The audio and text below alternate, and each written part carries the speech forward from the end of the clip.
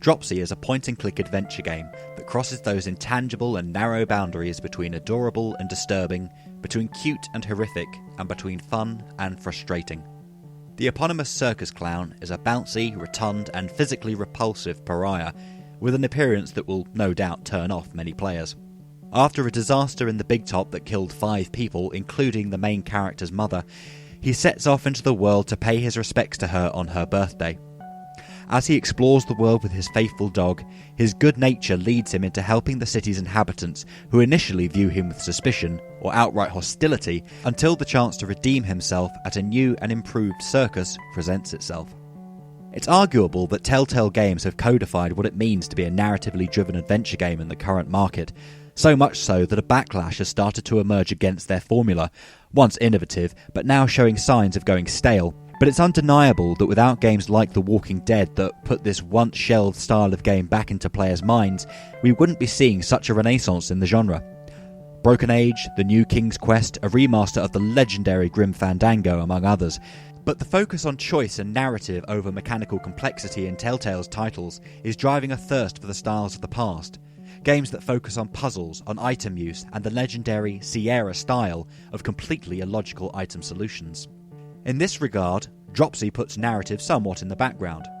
Instead of long talking head style cutscenes to deliver its story, conversations with NPCs are delivered in icons and pictures instead of speech, serving a dual purpose of continuing the unique visual style in all aspects of gameplay and adding another layer of complexity to some of its puzzling.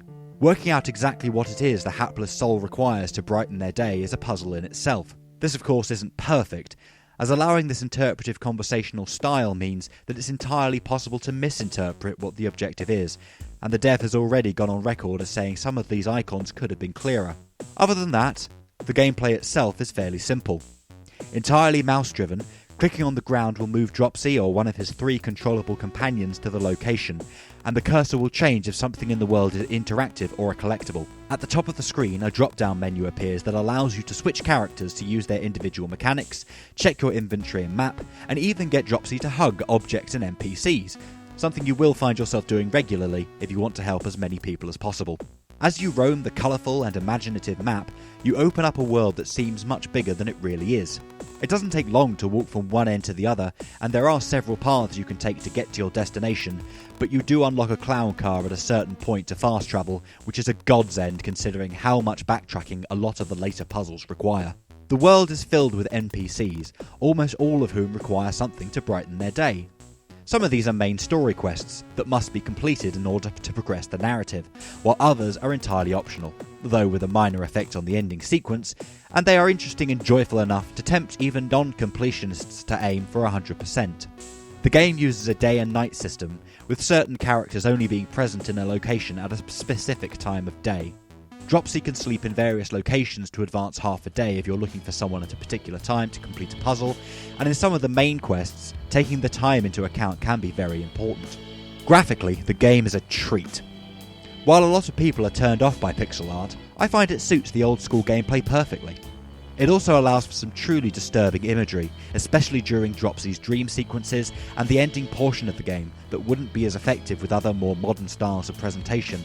And while the character of Dropsy can look threatening and scary, his bouncy way of moving and the way he responds to the world through his animations and expressions make him an immensely likeable, if tragic, figure. Likewise, the soundtrack is some great work, mixing a variety of genres and arrangements to give each location a separate flavour.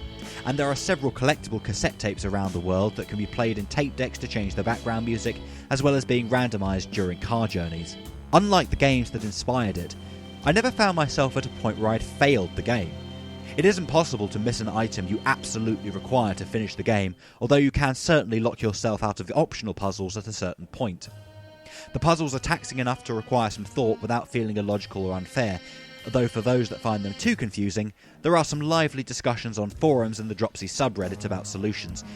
I'm proud to say I only had to refer to these once, and in that instance, it was only to solve something that turned out to be a now fixed bug rather than a tricky solution. But with exploration and hard thought, the puzzles are more than solvable on your own, and they are immensely satisfying when you find exactly the item you need, or realise a solution you hadn't thought of was in fact the right way to go. The game's ending I felt was rather sudden. I put about 6 hours into the game, although this is flexible based on how quickly you find the necessary solutions and how much of the optional puzzles you complete. But when I realised I had reached a point of no return, and the only thing left for me to do was to conclude the narrative, I was rather shocked at how soon I felt it had arrived. Thanks to the way Dropsy uses conversations and text in a rather obfuscated manner, I confess I had to read a lot of the fan theories on what had actually occurred at the denouement, which perhaps stifled the emotional impact of the sequence, although I can't deny it was a touchy conclusion to a very heartfelt game. Ultimately, if you're a fan of point-and-click adventures or puzzle games and aren't too affected by a quite disturbing presentational style, then Dropsy is an instant recommendation, although I appreciate that clowns are not to everyone's taste, especially one so horrifically portrayed. The world is interesting and vibrantly presented through its aesthetic and brilliant soundtrack, and interesting puzzles that require some real thought and patience to solve. I found Dropsy himself and his relationship with the world and characters very charming, and on occasion downright adorable, not something I thought I would say when I saw the character for the first time. A well-made game, and with a developer who clearly cares for the product he created, I cannot wait to see what follows.